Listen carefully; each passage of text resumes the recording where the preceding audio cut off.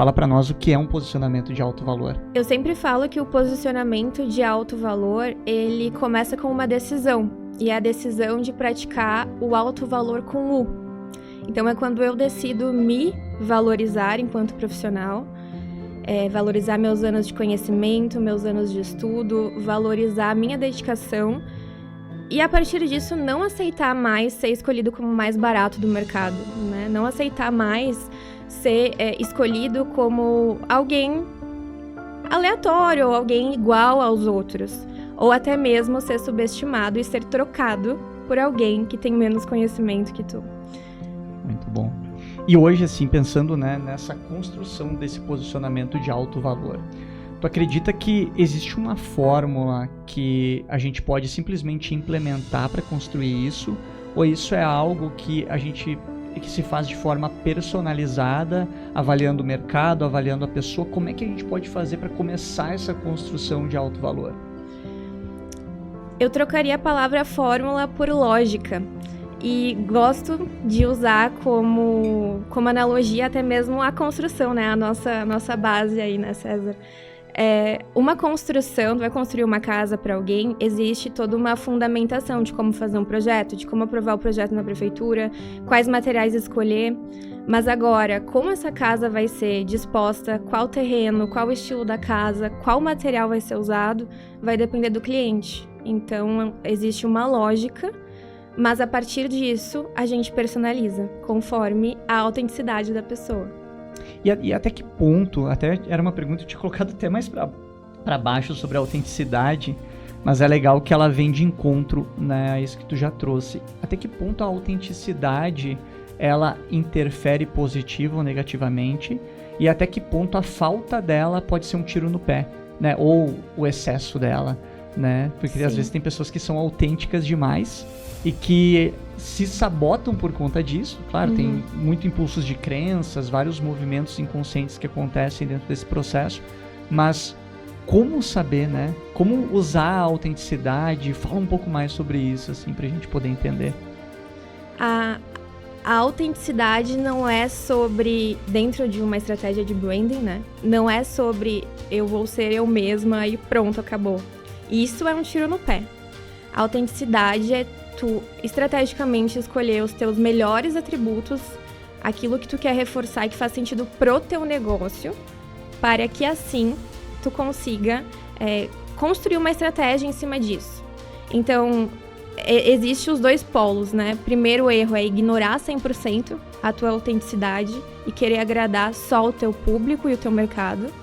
E existe o outro extremo que é, vou ser 100% eu e dane-se o resto, e a partir disso, às vezes dá um tiro no pé, exatamente, porque tu não tá olhando o teu mercado, o teu público, as segmentações.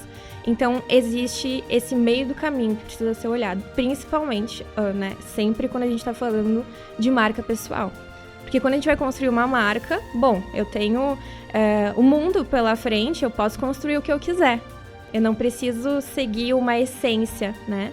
Mas agora, quando eu estou falando de uma pessoa que já nasceu com isso, eu preciso e devo respeitar isso. E eu acho que é aí que está a maior dificuldade das pessoas. Porque quando nós temos um talento, e Rafa, tu vai concordar comigo porque tu é uma das pessoas que mais consegue enxergar talento nas pessoas, é muito difícil você se enxergar com aquele talento. Tem um livro que eu gosto muito, que é aquele Descubra os Seus Pontos Fortes, e nele ele fala, né, que ter um talento é igual tu morar de frente pro Times Square, num apartamento assim, e todo dia, quando tu acorda de manhã, tu abre a janela e tu vê a Times Square. E aí, como tu já mora lá desde que tu nasceu, nossa, é só a Times Square. Nossa, é a rua da minha casa. Mas para outras pessoas olhando de fora, meu Deus, tu mora de frente pro Times Square. E aí entra a importância, né, de ter mentores, de ter pessoas te guiando para conseguir destacar esses teus talentos e dizer, olha, isso aqui é um talento, vamos reforçar isso aqui é um diferencial. e conseguir usar isso, né, a favor. Eu até anotei aqui enquanto tu falava ali da autenticidade, de olhar para o teu melhor e compartilhar isso. Eu botei intencionalidade na autenticidade, né?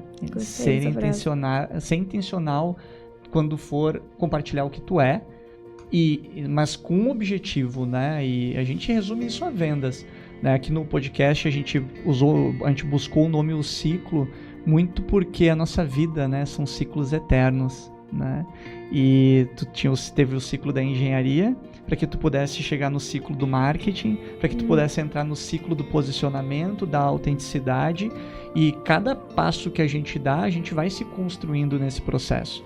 E aí, quando a gente olha para nossa trajetória e a gente se acostuma com aquilo, né? Tanto que nós mentores, nós falamos muito do óbvio, né? O que é óbvio para nós, mas que para outra pessoa acaba sendo muitas vezes grandioso e que bota muito dinheiro no bolso dela de fato.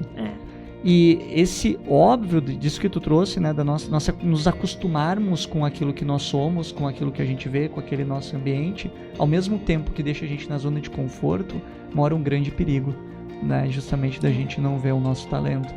Então, até pensando nisso, né, onde que a gente enxerga os profissionais, né, muitas vezes com medo de se posicionar.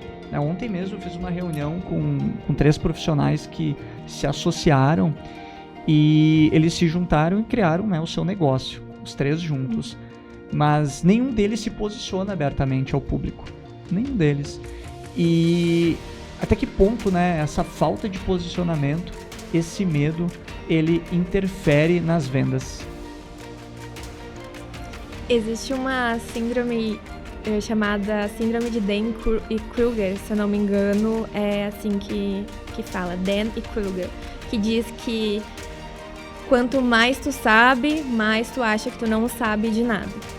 E eu vejo que é ali que entra a maior autossabotagem dos profissionais, prestadores de serviço, empresários, empreendedoras, que é você ver pessoas menos capacitadas que você se posicionando no digital e ver que aquela pessoa ela não tem nem 1% da profundidade de conteúdo que tu tem, e enxergar aquela pessoa, às vezes julgar aquela pessoa, né, como uma charlatã do digital.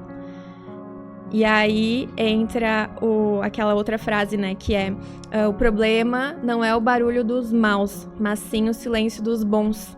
Então, junto a isso vem essa questão, né? Nossa, mas eu sei muito, mas é aquela sensação, falta ainda algum curso, falta ainda alguma coisa, falta. E isso faz com que cada vez mais o barulho dos maus aumente. E o posicionamento que não tem profundidade fique maior. Então, sim, é uma grande autossabotagem, porque eu tenho certeza que esses profissionais que têm se escondido através de posts genéricos, né, daqui a pouco de um folder ali digital, eles teriam muito para compartilhar. E aí entra o ponto que isso não seria só para agregar no propósito da coisa ali, nossa, vou ajudar as pessoas. Não, a gente está falando de aumento de vendas também. A gente está falando de aumento de vendas por quê? Aí entra outro conceito que se chama o efeito mera exposição. Quanto mais tu é exposto a algo, a alguma ideia, mas principalmente a um rosto, mais tu confia nessa pessoa. Então, a partir do momento que esse empreendedor, que esse empresário, ele começa a se expor, a criar conteúdo e aparecer com frequência, mais as pessoas vão confiar nele. E aí, não importa o que ele esteja vendendo, ele vai vender. E um grande exemplo disso, quer goste, quer não, é a Virgínia. Me desculpe quem é super fã da Virgínia, mas assim, se a gente for olhar o pé da letra, ela não tem, tipo, nossa, meu Deus, a Virgínia é famosa por causa disso. Não, ela é famosa porque ela cria conteúdo irritantemente consistente desde não sei quando, mas faz anos, muito conteúdo, e as pessoas, elas se sentem parte da família dela, se sentem amigas dela, e isso é uma premissa para venda.